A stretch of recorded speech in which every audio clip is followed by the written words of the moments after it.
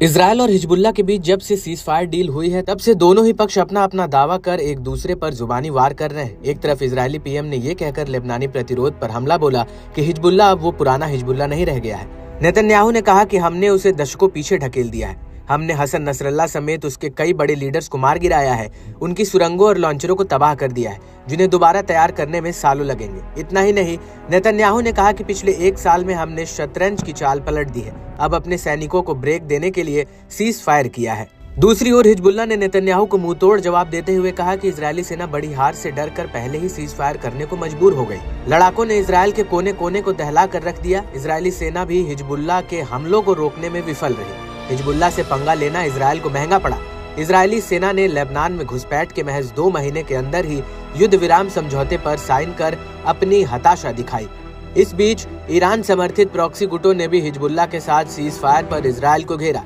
Yemen के अंसार अल्लाह आंदोलन के नेता सैयद अब्दुल मलिक अल हौथी ने इजरायल को जमकर लताड़ा।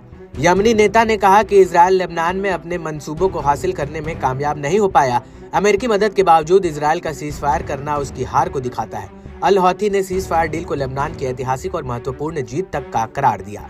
साथ ही इस जीत का क्रेडिट हिजबुल्लाह लड़ाकों को भी दिया, जिन्होंने इजरायल को काफी नुकसान पहुंचाया। यमनी नेता ने जोर देते हुए कहा कि इजरायल अपने हमलों से हिजबुल्लाह को कमजोर करने के दावों में असफल रहा। हिजबुल्लाह मजबूत बना हुआ है, इसमें अभी भी इजरायल को दुनिया के नक्शे से मिटाने की ताकत है। अल हौथी ने सीज फायर डील को इजरायल की हार करार देते हुए कहा कि ये आगे के खतरों से बच गया। उन्होंने कहा कि लेबनानी प्रतिरोध को अब गाजा पर अपना ध्यान देना चाहिए।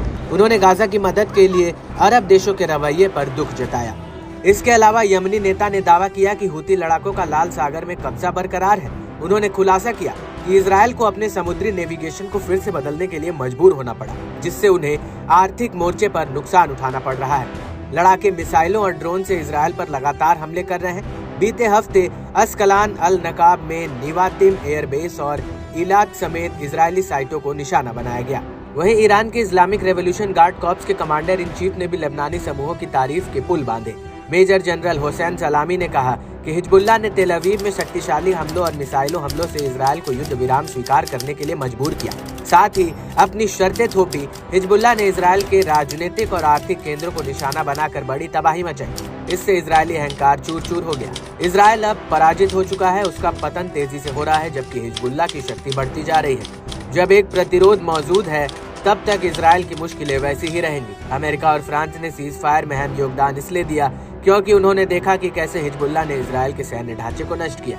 युद्ध विराम को लेबनानी लोगों और हिजबुल्लाह के लिए बड़ी जीत बताया। इजरायल को तुरंत गाजा में युद्ध विराम की घोषणा करनी चाहिए, क्योंकि वो अब युद्ध को जारी नहीं रख सकता।